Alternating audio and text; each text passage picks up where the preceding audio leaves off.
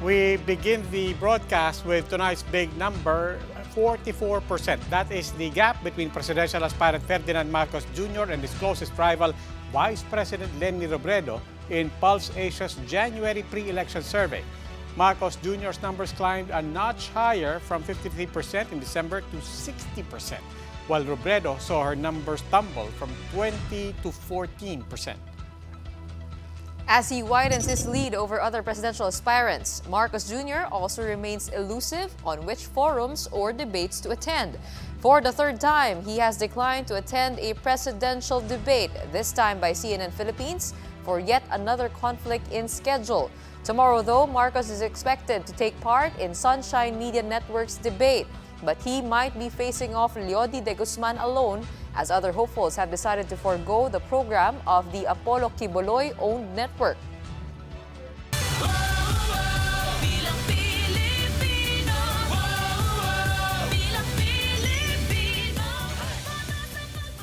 Good evening, I'm Gretchen Ho. I'm Robbie Alampay. You're watching The Big Story. The Marcos campaign must be working. This is how a political analyst is making sense of the overwhelming 60% voter preference for Ferdinand Marcos Jr. so far. Talks of a presidential candidate dropping out of the race have started, and although no formal announcements have been made, analysts say this could have an effect on Marcos's numbers. Mayan Los Baños with The Big Story. As the May 2022 polls draw near, Ferdinand Marcos Jr.'s lead in pre-election surveys is growing wider.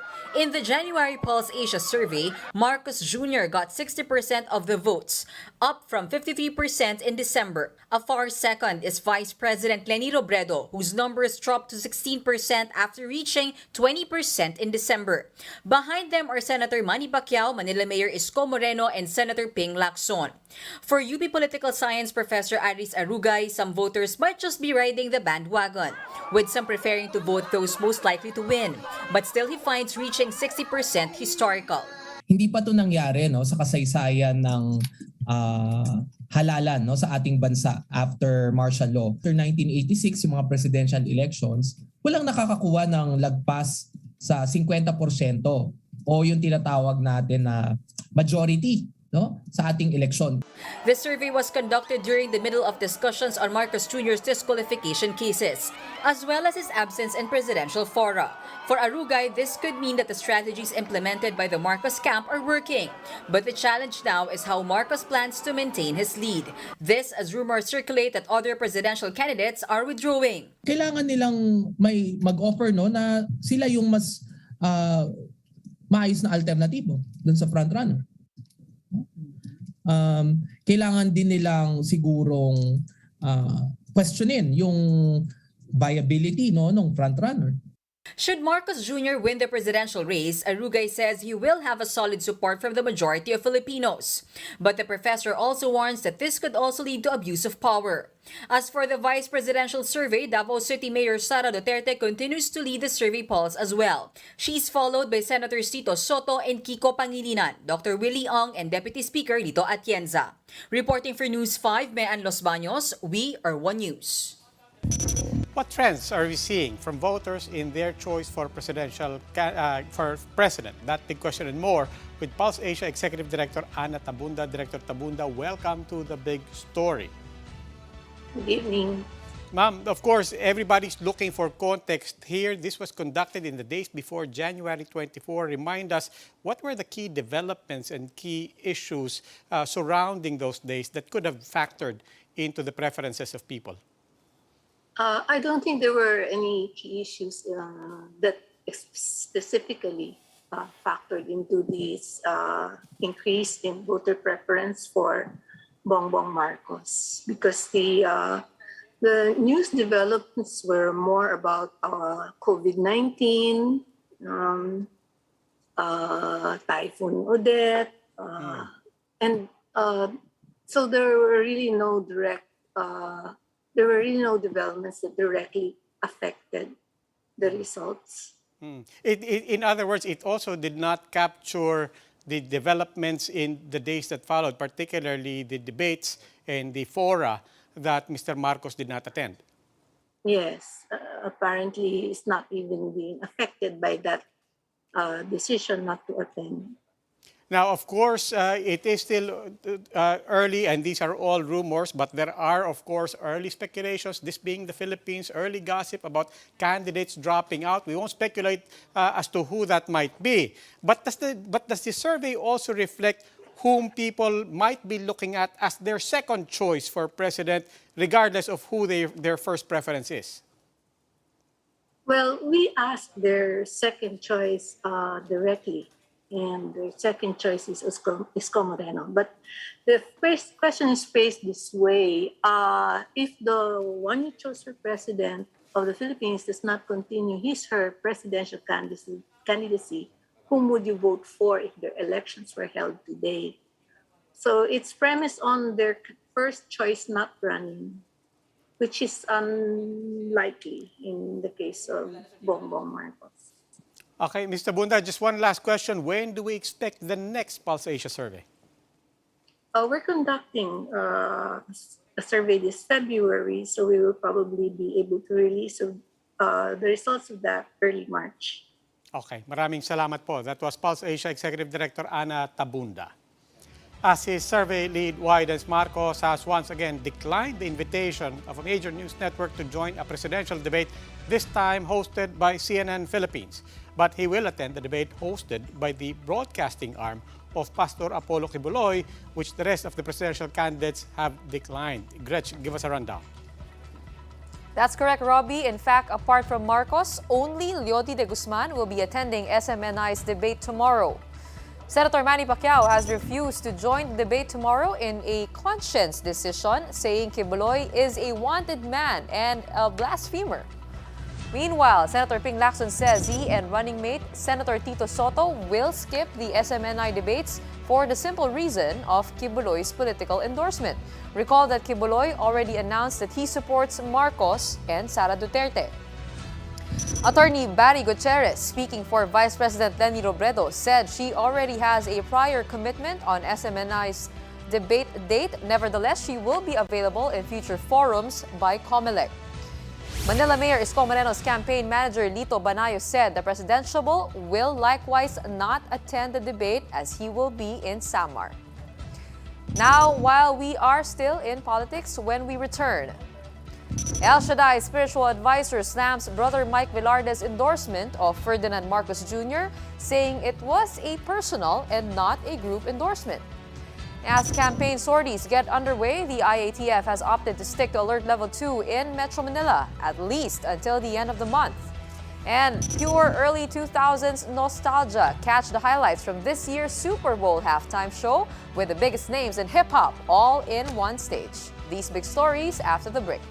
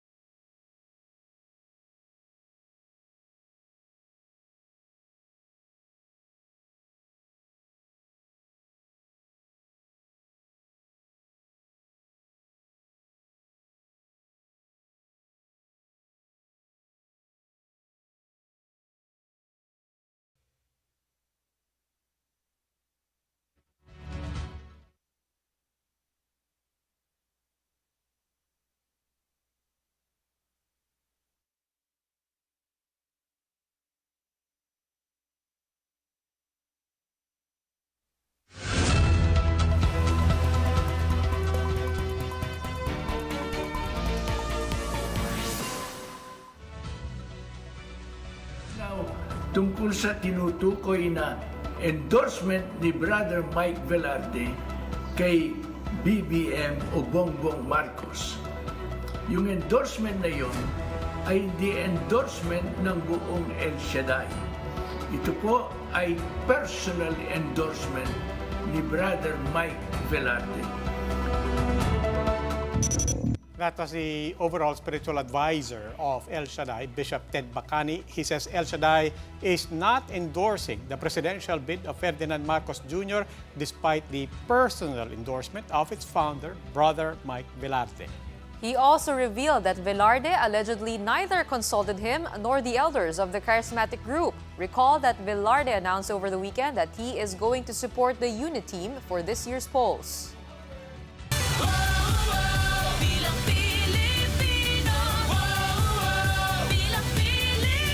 Good evening. You're still watching The Big Story. I'm Robbie Alampay. And I'm Gretchen Ho.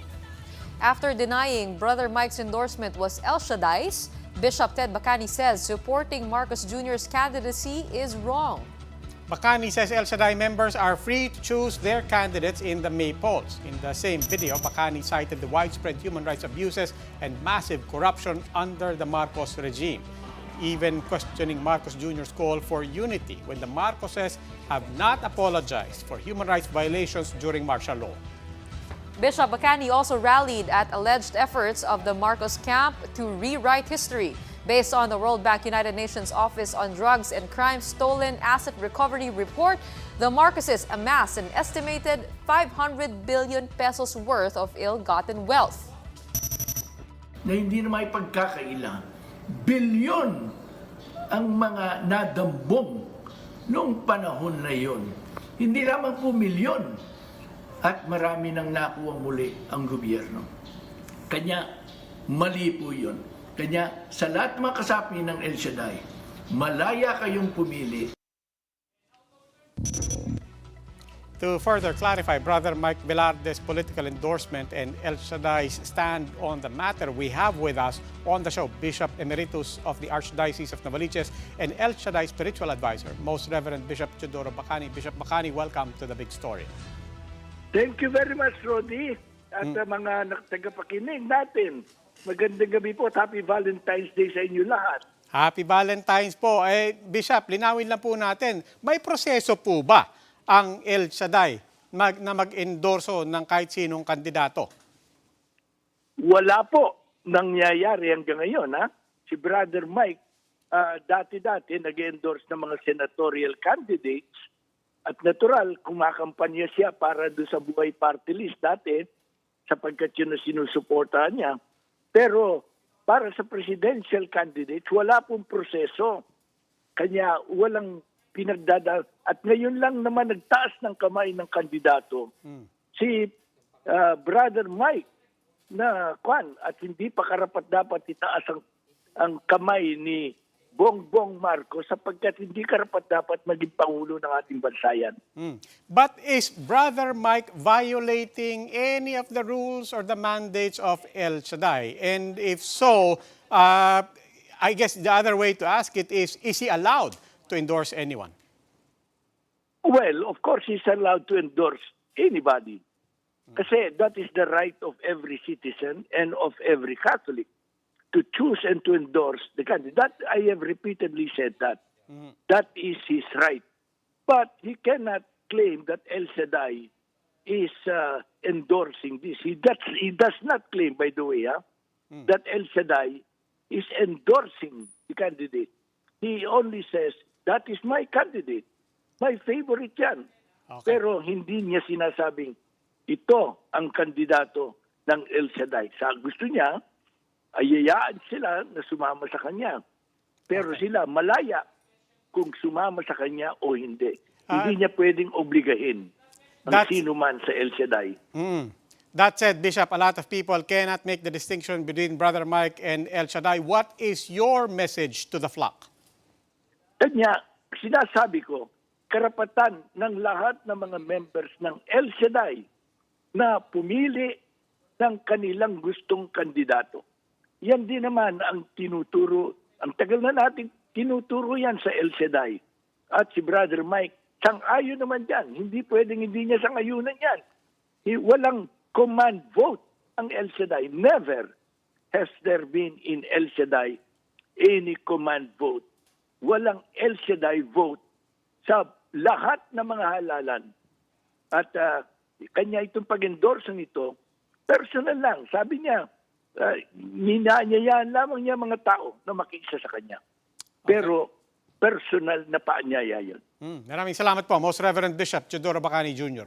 Apart from churches, presidential bets are trying their best to get the endorsements of various sectors after securing the backing of economists. Vice President Leni Robredo this time got the backing of national artists.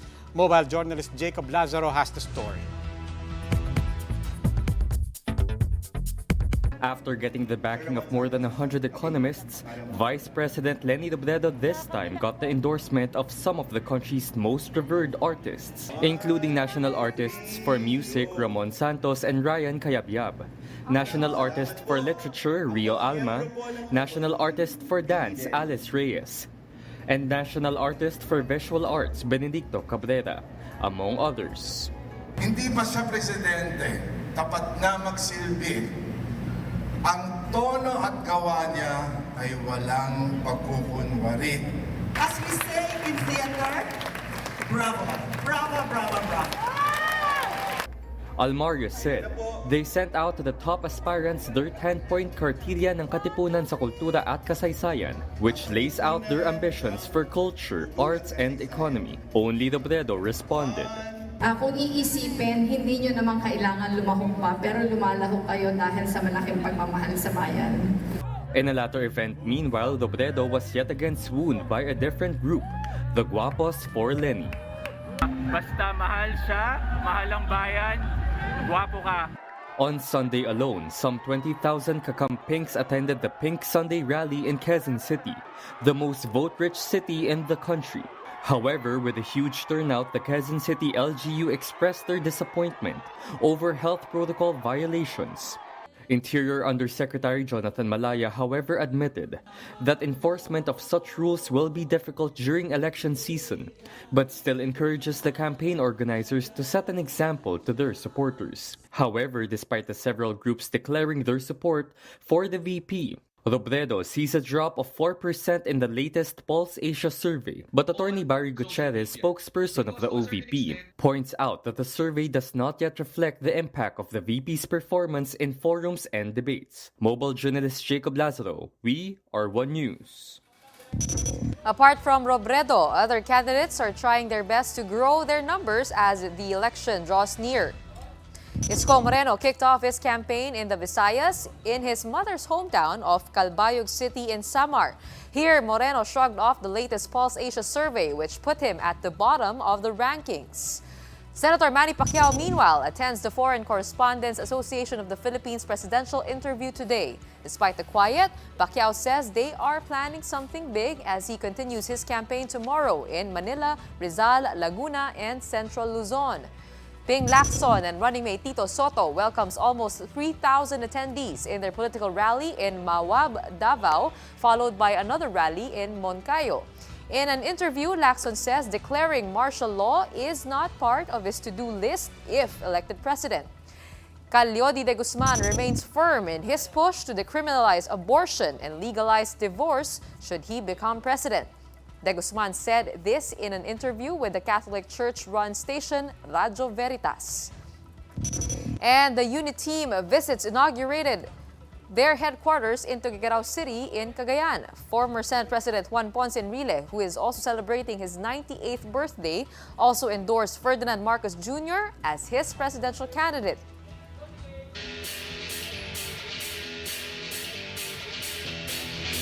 Now for the big story in sports, the PBA is set to welcome back fans for its Governor's Cup games starting on Wednesday. PBA Commissioner Willie Marshall made the announcement after the league opted to hold the first weekend of the conference restart without a live audience. The decision comes as COVID-19 cases continue to drop in Metro Manila and as players getting their booster shots. Marshall says the PBA will accommodate a maximum of 50% seating capacity. Time for another quick break. When we return, we're not yet out of the woods. Only 5 out of 17 cities in Metro Manila have a low-risk classification, keeping the alert level status to 2 until the end of February. A killer set as Super Bowl brings together the biggest names in hip-hop for a stellar halftime show performance. And it's not all flowers and chocolates today. If you are reeling from a broken heart, why not name your ex after a cockroach? Find out more after the break.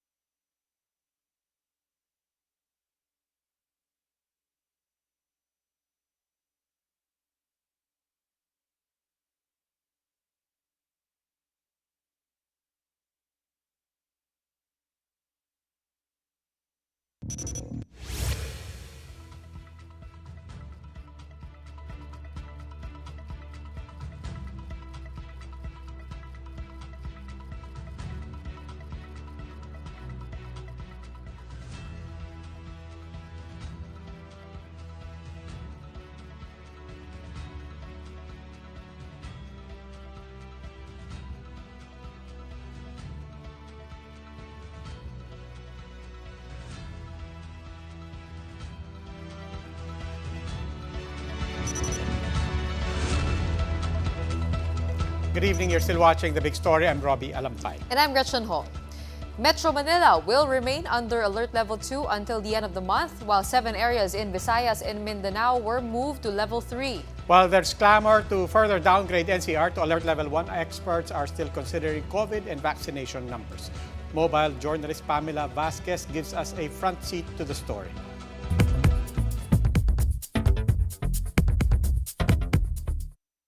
The Interagency Task Force has retained Metro Manila under Alert Level 2 until the end of February. This was on the recommendation of Metro Manila mayors. Hindi po tayo totally dapat magbukas immediately. Dahan-dahan. Ang tingin po namin ng mga mayor, pati ng LGU. Malacanang said the IATF has also placed Davao de Oro, Davao Occidental, Guimaras, Iloilo City, Iloilo Province, South Cotabato, and Zamboanga City under Alert Level 3 for the rest of the month. Recent Health Department data shows hospital and bed utilization rate in the capital region both on a downward trend. The mayors added that one of the reasons for their cautiousness was the ongoing election campaign for national candidates. Meanwhile, Health Secretary Francisco Duque wants to see more improvement in the data. Duque mentioned that while the NCR's 2-week growth rate is currently at low risk, the average daily attack rate is still at moderate risk.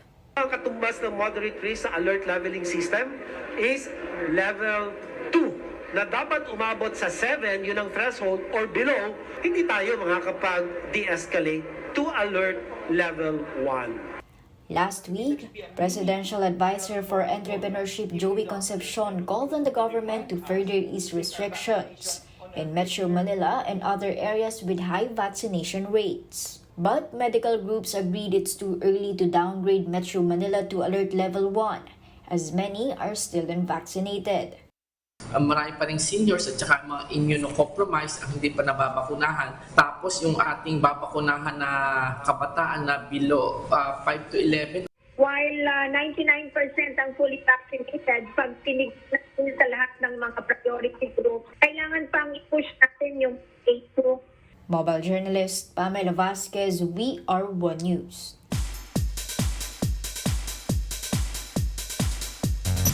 The Rams might have taken home their second Super Bowl on Sunday, but it was the viewers and fans that won big time as Hollywood's best rappers gathered on one stage to give a legendary halftime showstopper. Dr. Dre and Snoop Dogg kicked off the hip-hop set with the next episode and California Love.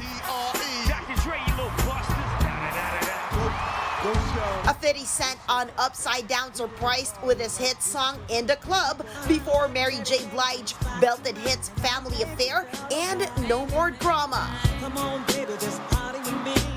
Kendrick Lamar busted out All Right, while Eminem made an appearance with hit Lose Yourself. The halftime show drew rave reviews from fans and celebrities on social media. Even Lady Gaga performed in Super Bowl herself in 2017, called it incredible. For News 5, MJ Marfori, We Are One News. While it may be Valentine's Day, there are, of course, those who would rather not spend the love-filled day for personal reasons. If you're still mad at your ex, why not name them after a cockroach to ease the pain? The Hemsley Conservation Centre in England is giving scorned lovers the chance to name a cockroach after a pesky ex with their Name a Cockroach program. For a €50 donation, these roaches can be named to fund conservation projects at the zoo. Requests have already been flooding in from all over the world. May nagpadala raw galing sa Pilipinas. Ikaw ba yan? Hindi ah. No. Grabe. Donors will receive a certificate with the option of adding a personalized message, and their chosen name will appear on a roach board. This will then be unveiled on Valentine's Day. Love, love, love lang tayo sa Valentine's Day. Baka naman biglang may susurpresa ka paglabas ng roach board, biglang may mga lalabas doon na pangalan. Ay, ganun? Hindi ah. Meron lang akong pagmamahal ngayon kasi gusto kong magbigay sa'yo ng konting Valentine's Day gift. Bilang pambawi ko sa pagsalo mo sa akin. May atraso ka. Oo. Pakisabi naman sa mga viewers kung ano yung binigay ko sa'yo. Ano nga ba to? Teka, nahihiya ko. Wala akong salamin at hindi ko kayang basahin to. Hindi, wag mo na basahin yan. Turon. Turon, siyempre. Diba? Akala ko pulutan eh. Ay, hindi. Alam mo na, Happy Valentine's Day, partner. Happy Valentine's Day. Sa mom ko, Happy Valentine's Day. Saka kay, Mr. Happy Joy. Valentine's, of course, to Joy. Surprise, may turon ako sa'yo, pamaya. Well, that wraps up today's big story. Catch us again tomorrow at 8 p.m. on Signal Channels 8 and 250. Please like our Facebook page, One News. For more in-depth analysis, visit our webpage, onenews.ph. Mask on. Wash hands. And stay safe, Philippines. I'm Robbie Alampay. And I'm Gretchen Ho. We are One News. Have a good evening.